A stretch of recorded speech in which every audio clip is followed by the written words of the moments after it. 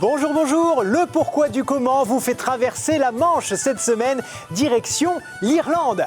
Les vertes prairies, le rugby, les petites rues pavées de Dublin, les trèfles, les pubs et la bière aussi. Et depuis plusieurs années, une tradition irlandaise s'est affirmée dans les grandes villes de France, surtout auprès des étudiants. C'est la Saint-Patrick qui est fêtée le 17 mars. Tout le monde s'habille en vert et défile dans les rues avant d'aller festoyer dans les bars. Mais si aujourd'hui, cette Saint-Patrick est associée pour certains à des nuits d'abandon et d'ivresse, elle est avant tout la célébration de l'évangélisation de l'Irlande par Saint Patrick au 5e siècle de notre ère. Allez, on va tout savoir de ce personnage et de son influence aux États-Unis et en Europe. Retour aux environs de l'an 385. Le petit Maewyn Succat naît d'une riche famille chrétienne dans une région qui se situe en actuelle Écosse ou au Pays de Galles, ça on n'est pas très sûr. Quoi qu'il en soit, un jour, des pirates venus d'Irlande débarquent sur les côtes et raflent des villageois, dont Maewyn, qui n'a alors que 16 ans. Il devient esclave et sera vendu à un druide qui en fait son berger pendant plusieurs années. C'est alors qu'une nuit, Dieu lui apparaît en rêve et lui ordonne de s'enfuir par la mer pour retourner auprès de ses parents. Avec l'aide du Seigneur, il y parvient et devient profondément croyant. Mais à peine a-t-il retrouvé sa famille qu'il repart en Gaule pour y devenir prêtre et il rejoint notamment Saint Germain d'Auxerre et l'accompagne dans ses missions. Il est finalement ordonné évêque par le pape Célestin Ier qui lui donne pour mission d'évangéliser l'Irlande où les druides continuaient d'exercer des rites païens.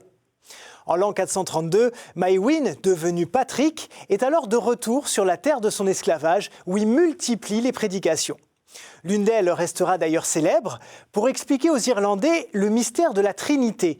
Il utilise un végétal qui poussait un peu partout dans les vertes prairies de l'île, le trèfle. Ah bah oui, il n'y a pas plus parlant comme métaphore. Il n'y a qu'une plante, donc un seul Dieu, mais il y a 3 branches qui représentent le Père, le Fils et le Saint-Esprit unis sur une même tige. Et c'est cette démonstration qui a d'ailleurs fait du trèfle l'un des grands emblèmes de l'Irlande. La légende raconte également que Patrick aurait chassé tous les serpents de l'île en les noyant dans la mer. Mais bon, comme il n'y avait pas de serpents en Irlande à cette époque-là, il s'agit plus probablement d'une métaphore. Les serpents seraient les druides qui se seraient convertis, noyant ainsi toute forme de paganisme. Voilà donc ce que les chrétiens irlandais fêtent depuis le Xe siècle. C'est tout simplement la mémoire du baptême de leur pays, en quelque sorte. C'est au XVIIe siècle que le pape Urbain VIII l'intègre officiellement dans le calendrier chrétien à la date de la mort du saint, le 17 mars. Une journée qui tombe pendant le carême, mais pendant laquelle il est possible de rompre le jeûne.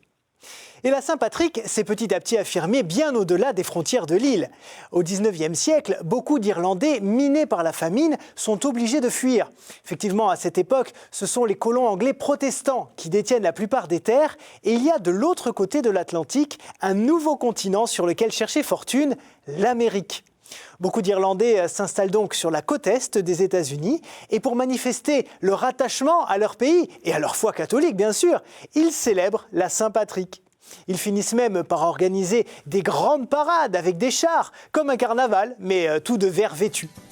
Et même si aujourd'hui, il faut bien avouer que pour beaucoup de non-irlandais, c'est plus un moment festif que spirituel, c'est d'abord tout un peuple qui célèbre son entrée dans la Trinité. D'ailleurs, si vos enfants ou petits-enfants vont faire la Saint-Patrick, vous pourrez leur raconter cette histoire ou leur montrer l'émission. Ils prendront du coup toute la mesure spirituelle de cette fête avant sûrement d'aller boire une petite bière avec modération quand même, bien évidemment. Merci à tous pour votre attention et à la semaine prochaine. Au revoir.